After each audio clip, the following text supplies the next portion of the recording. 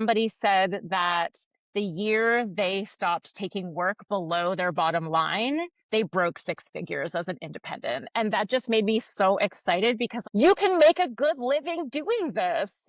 All you have to do is say, I'm not going to work for beans. I'm not going to do it. Welcome to PodBiz, the money behind the mic, where we get into the business of podcasting. I'm Norma Jean Belenky, a podcast and media strategist. And I'm John Kiernan. I'm a podcast producer, and we're asking the question that's on everyone's mind. Where is the money in podcasting? Each week, we talk with podcast industry professionals, marketers, and creators who are turning podcasts into a thriving business and making the industry what it is today. With real revenue, real strategies, and real results. If you're looking to grow or scale your show, and of course monetize, you're in the right place. So let's get down to PodBiz.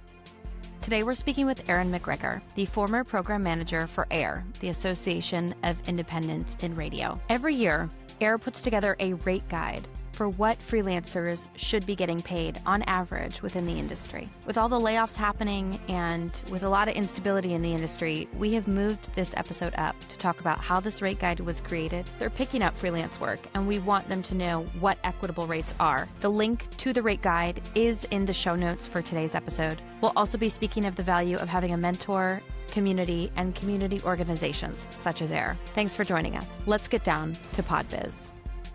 Welcome to PodBiz. Thank you so much for having me. Erin, first off, straight off the bat, where's the money in podcasting? Money in podcasting. Well, certainly I don't make any decisions about that. And I would say historically, it's been in ads. I think ad sales really for a long time has been the driving force, but I have some other ideas about where it could be going. And it's in community engagement. It's in live events. It's in Patreon. It's in niching down with your audiences and showing them a good time and giving them access to you.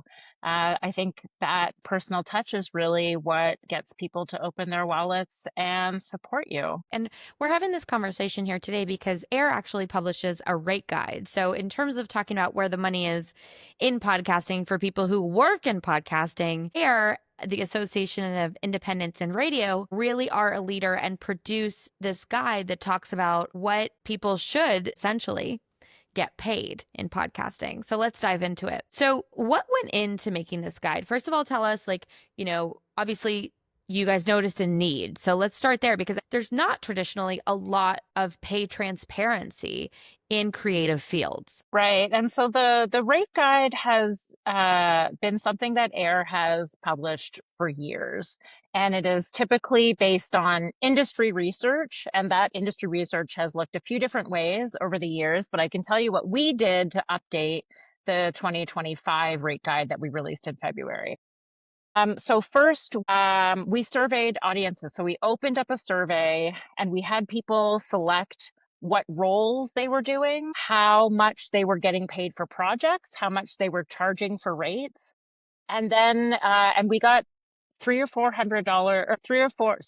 got I don't think it's four. We got 300 responses, and we then realized we had all this data that didn't match.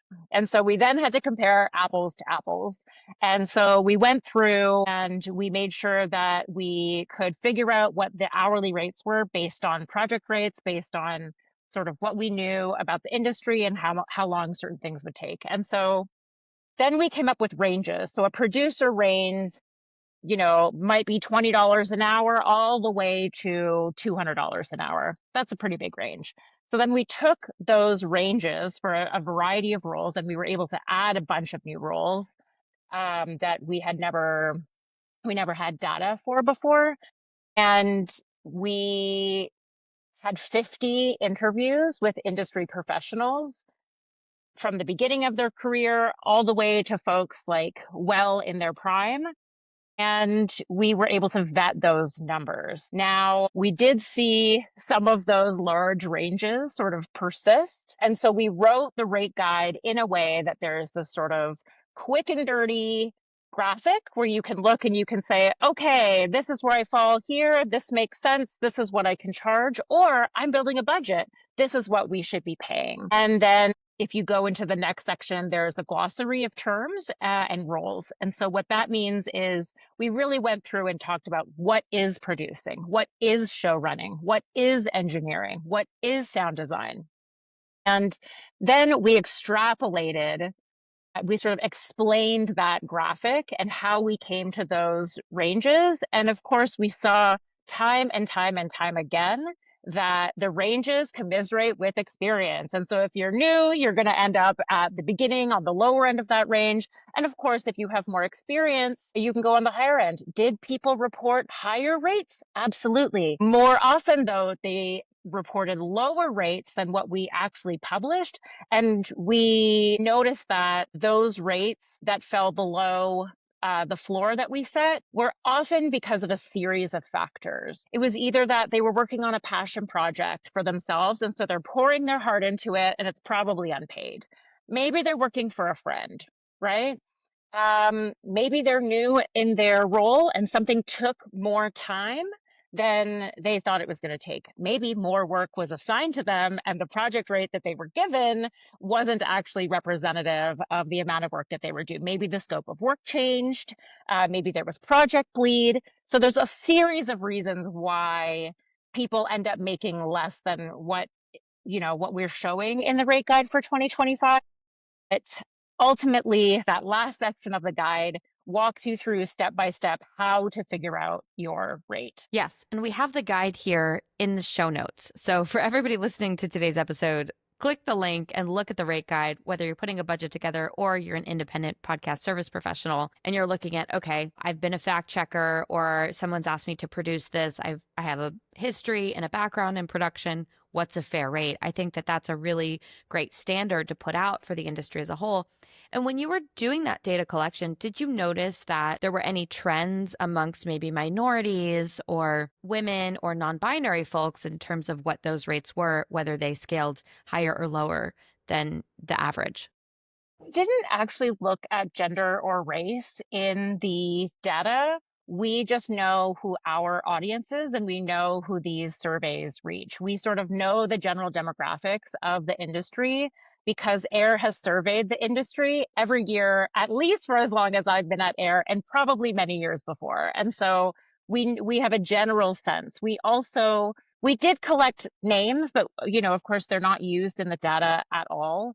And so we were able to reach out, but really we when we talked to folks, that is where we really made sure that we were talking to people across the board, again, new in their career, late in their career, business owners, people who were creating budgets, people who were freelancers, people who had gone from full-time jobs to not having full-time jobs. And I would say because we worked really hard, the rates committee and I worked really hard on making sure that we had a diverse sample. So I feel confident in saying that those numbers track across the board. Of course, we know culturally the white men tend to make a little bit more, but we hope that the guide will embolden people in order to ask for more money based on their worth.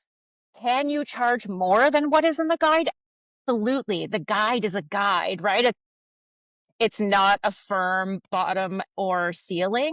It is really, it's a tool that you can use and you can take what you like and you can leave the rest, right? So let it be a resource, but don't let it narrow, don't let it put you in a box by any means. Yeah, absolutely. Just knowing what the standard is within the industry could be really helpful, especially for those who are starting out as podcast service providers, right? So if we look at the guide, the rate for editor is $90 to $200 an hour. Obviously, that is a big spread. But if you're a new editor, I've heard people say they started out at 25 an hour or even 25 an episode. So it's really important to have this guide so that people can understand what the work you're doing is actually worth and to maintain those standards throughout the industry. I think that it's so fantastic. And, like I mentioned, the guide is in the show notes for today's episode. So for everybody out there, read it, share it, put it out there into the world for everybody who also works within the podcasting industry, because having that transparency benefits everyone on all sides of the industry. And AIR does a lot of work with the advocacy for radio professionals. So can you tell me a little bit about what AIR also does as an organization? Because you guys are pretty big and you've been around for a while. I mean, we're not actually very big. We have a large membership, You have a but big presence. Yes. we have a large presence. Yes, thank you. We're a tiny, tiny team of 5, and we've looked that way for a few years, but for quite a while, there were only 3 of us on this team, right?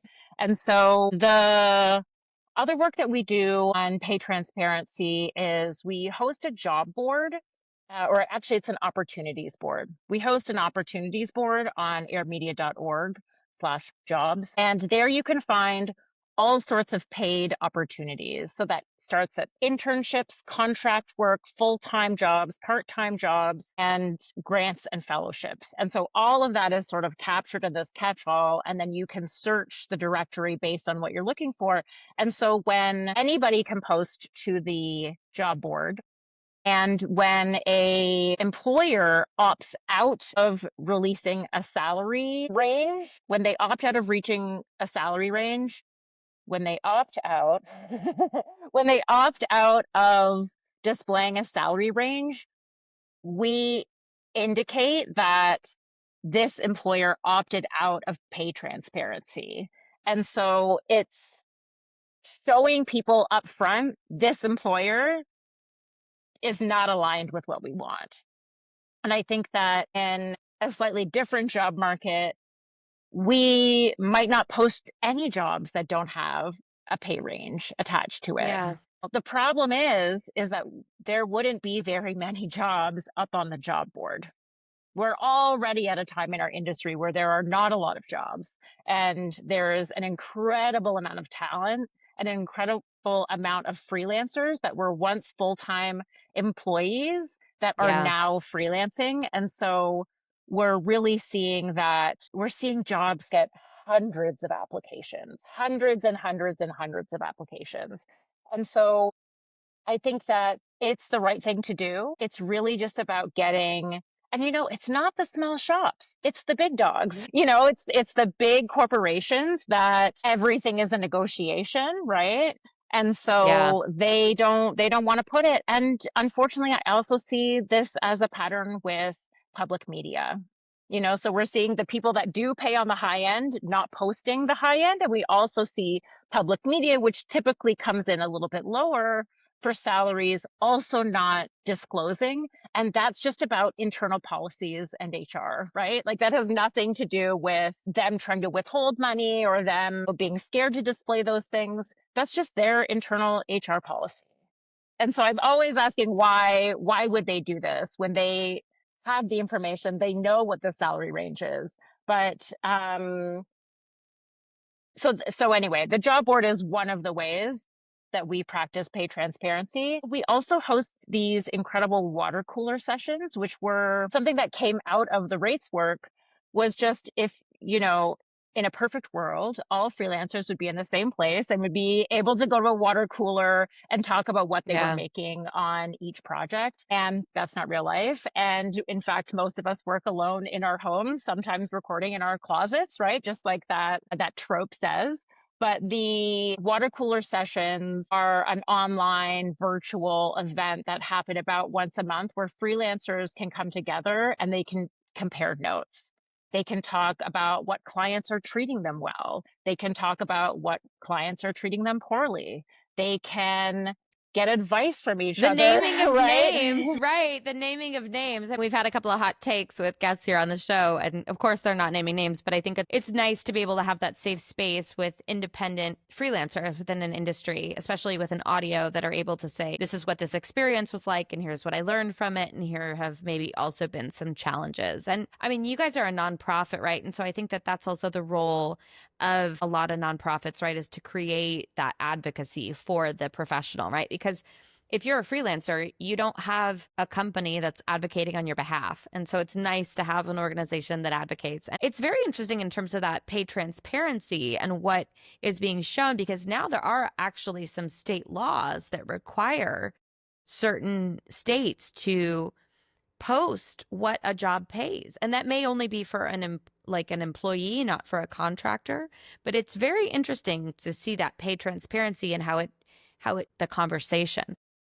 Yeah, boy, do we love to see those laws changing in favor of W-2 and 1099 employees alike. We love to see that. And in fact, I know that a couple listservs, including the New York listserv and the Ladio listserv, when people post jobs in those places and there's no salary range indicated, people blow up the listing and they say, you can't post this here, take it down. They have their own sort of like internal Yeah. policing that happens. Yeah.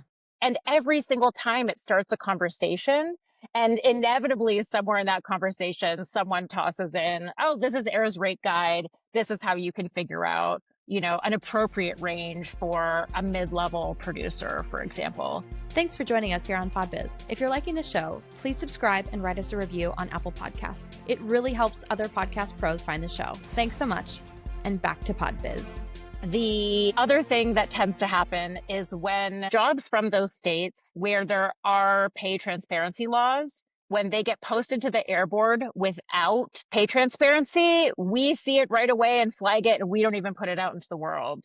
And so we also have taken down posts that require free labor from interns. We're not about that life. All interns should get paid. Absolutely. All interns should get paid. Should get paid. Absolutely. We're not about that life. No, that accountability is so important. And I think it's amazing that AIR exists, and you guys have so many members, and also that it's everybody's responsibility as well. And that you're seeing a lot of that response in the listservs. I mean, I actually found the rate guide for the first time because somebody in a listserv had said, hey, does anybody have this? And it was shared. And it was like, oh, wow. Okay, someone's out there doing the work, doing the Lord's work of what we should all get paid. And so I think for every independent radio, audio, podcast professional out there, it's really important to know that you have community and that it is advocating for you and that there are published rates. You can come back to any potential job and say, actually, this is the industry standard, which I think is very important as well. Well, Erin, you also have a background in media. So tell us a little bit about how you started to work with AIR.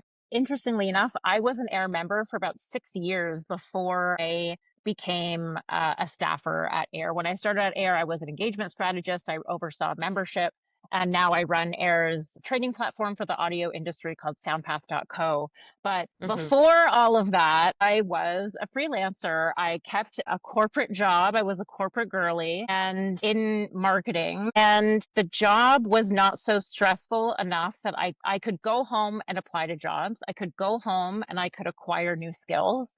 I could take an afternoon off from my job and go do tape syncs. And, I had been in Los Angeles before this, and I was a runner-up for an NPR internship. I was a runner-up for an APM internship. And so I thought, I think I just need a smaller market. Like, I'm never going to be able to compete with all these university students. And so I came to Philly, and it's not that there are fewer university students here, although that may be true. It was really just that, I was able to corner a market and I was able to leverage the relationships that I had built using the Ladio listserv. So, just having a presence, asking questions, commenting on things. And so I started doing tape syncs, and, you get your first couple and then that spirals. And then, by the end of it, I had done about 40. And I think I just did one last year. An AIR member hired me to go do one because it was in my area.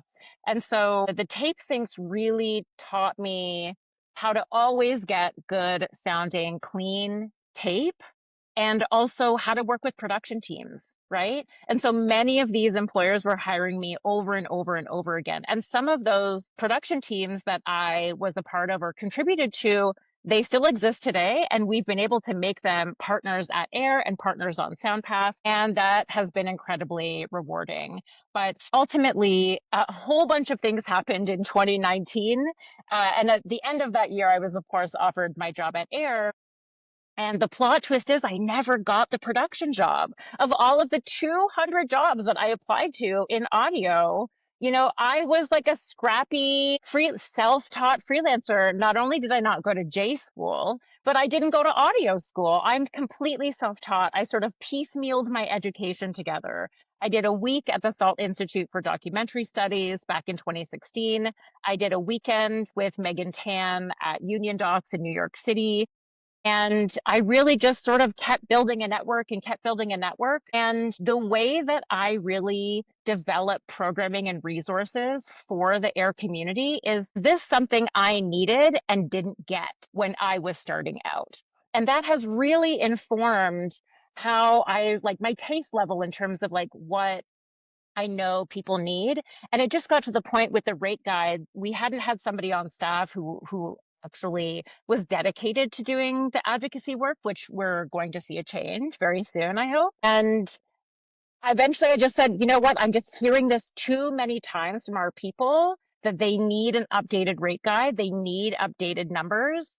They need a fresh sort of like set of rules or, guidelines. Mm-hmm. And so I just took that work on, right? Because I just knew that it was and still is the most accessed resource on the AIR website. I absolutely know what you mean. From everything that I've seen, I know that AIR does so much, but what you guys are known for, especially within the industry, is that rate guide that's just flicked back and forth.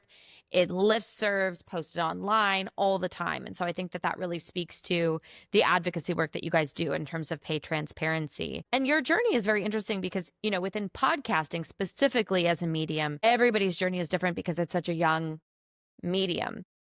But in terms of traditional audio and those radio folks and those public media folks, there is still a little bit of that, like, I didn't go to culinary school. I learned on the job in a kitchen kind of mentality. I didn't go to J school, that kind of thing. And so it's very interesting in terms of that convergence, I always think, of how podcasting and traditional radio and public media and narrative audio storytelling are combining, right? Because you get those folks where it's a small club and, did you get the NPR internship and all of that kind of stuff mixed with like podcasting as an open medium, and you just get to make what you want. And it's amazing. It's true. And people often need a deadline. And I also think about this when we are building out programming on SoundPath is what are students going to get out of this experience? We ran a class earlier this year that will run again in the fall called Small Packages, the art and craft of short storytelling with Jules Bradley and Talia Agostidis. And over a period of 4 weeks, students make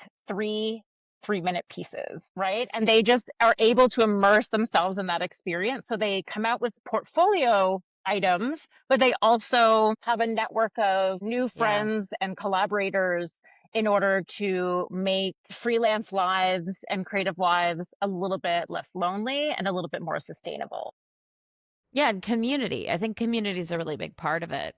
Having that sounding board of people who are, in the same boat as you to say, hey, here's this job, or did you hear about this, or what was your experience, or did you have feedback, or all of that. I think it's definitely really important. Despite the popularity of the rate guide and our presence in the general industry, the thing we have heard, and that I personally have heard over almost 6 years with the organization, is that the number one thing that people pay for when they re-up their membership, they're paying for community.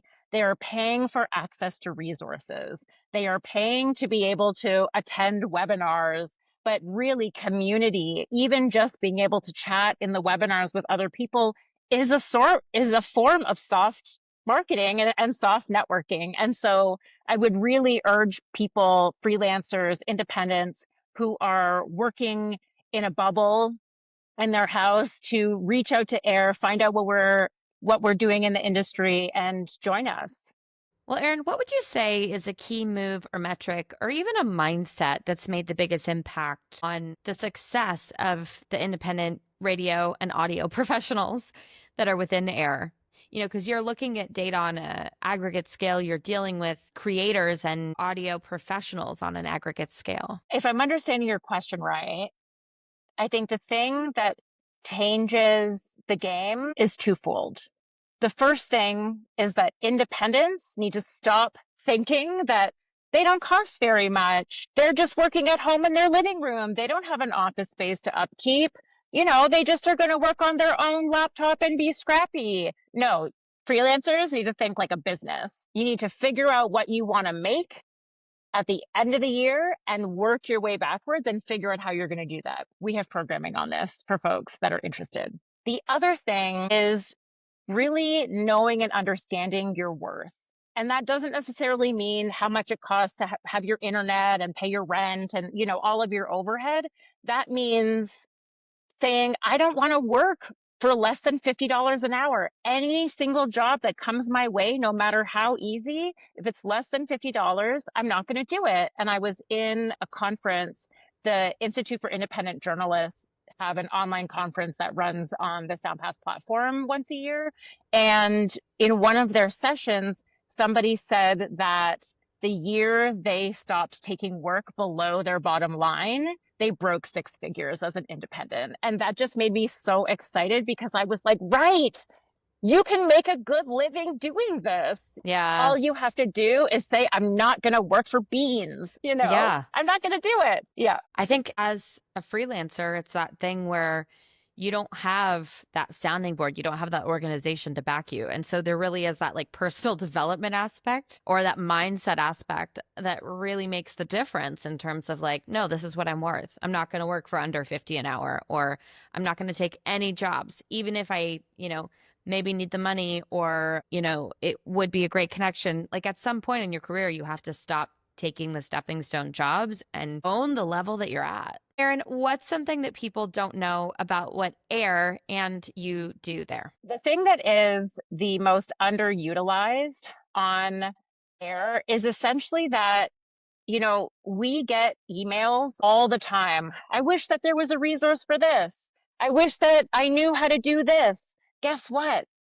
Those resources probably already exist, and they either exist as a freelancer tool, which many are behind paywalls, but the rate guide is a freelancer tool. A number of our other high value resources are freelancer tools. I think they might be called Toolkit now on the website.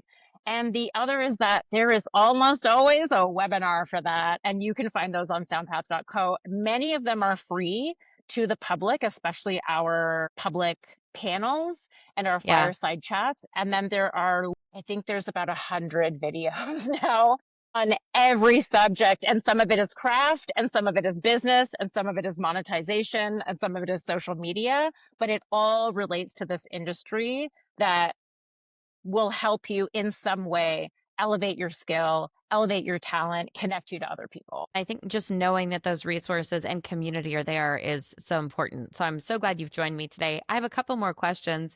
If you had to start your own career over today, what would you do differently to grow faster or smarter? I would get a mentor right out the bat. So one of the things that we've been able to do on SoundPath is, let me go back.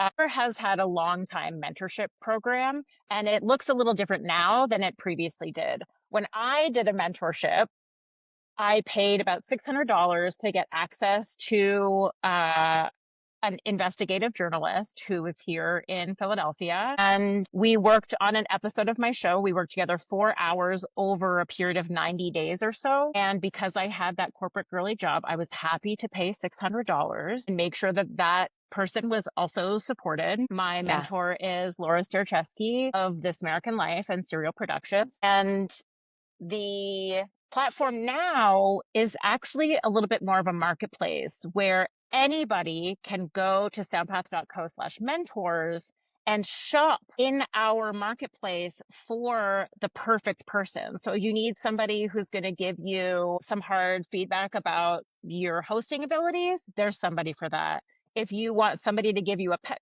talk, there is somebody for that. If you want somebody to go over a business plan with you, there is somebody for that. And so I wish that even though I did go through the mentorship program at AIR, I just did not have, I was not tuned in enough to even know how to connect with these folks. And it just happened to be that when I came to Philly, there was an installation taking place with somebody who is now one of like our main community partners here, and AIR was involved. And so the mentorship program, now you don't have to pay $600.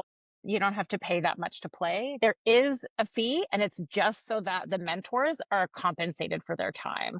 That pay model has always been there. It just wasn't as front and center. And this is because if you need help today on an issue, we want you to have access to somebody as soon like their next calendar availability. And so you can literally go in. If you're an Air member, you get a discounted rate, and you can click in, you get access to their Calendly, and you can book a time sometimes as early as the next day. So you can get real time advice about your industry problems. And that, I think, is invaluable. I wish that I had had a mentor earlier just to sort of help guide me and just tell me about all the things that took me forever to learn, And I also, I don't regret not going to J school. I don't regret, not taking I don't regret the path that I took, but it took me a little too long to realize this is a people game, right?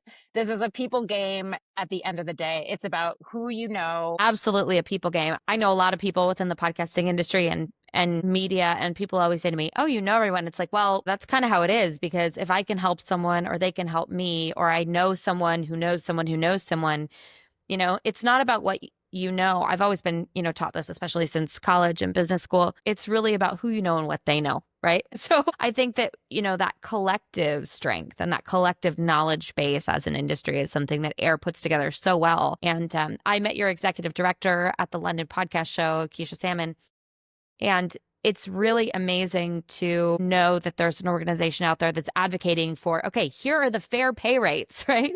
Here are mentors you can contact. Here are community events. Here are common hurdles that people within the independent audio professional industry face, and that you're not alone. I think that's such a big aspect of it as well. And Erin, it's just been such a pleasure to have you chat with us. We do ask everybody one last question here. What are you most excited about coming up within the podcasting and audio industry? Ooh, well, I am an engagement girly. And so I am just so excited for more live podcasting events. Really, I look at creators like Yoe Shaw and what she is doing with her patrons through Patreon. I look at the shows coming out of WHYY. I just see such a vibrant future. And if we look at shows like Normal Gossip as sort of like what to aim for, which is sold out theaters across America, it doesn't have to be that big, but I think that what people really need to get back to is making meaningful connections with their audiences, right? It's not about an extraction. It's not about taking $5 from their pocket every month, to support their craft. Really about using your audience's knowledge and power to do so much work for you. If they love you, if they get personal attention from you, if you DM them back after every single comment on Instagram, they're going to feed you their ideas, Yeah. They're going to tell their friends about your show. This is how shows grow, really. And so I'm very excited to see how engagement deepens with the rise of social media marketing and AI, really. It's really fun to be at the forefront of that revolution. And I think you're right. Community and those evangelists within your audience are really always going to make the difference. So take care of your audience. Well, Erin McGregor, program manager of the Association of Independents in Radio, AIR. Thank you for joining us here on PodBiz. It's been a pleasure.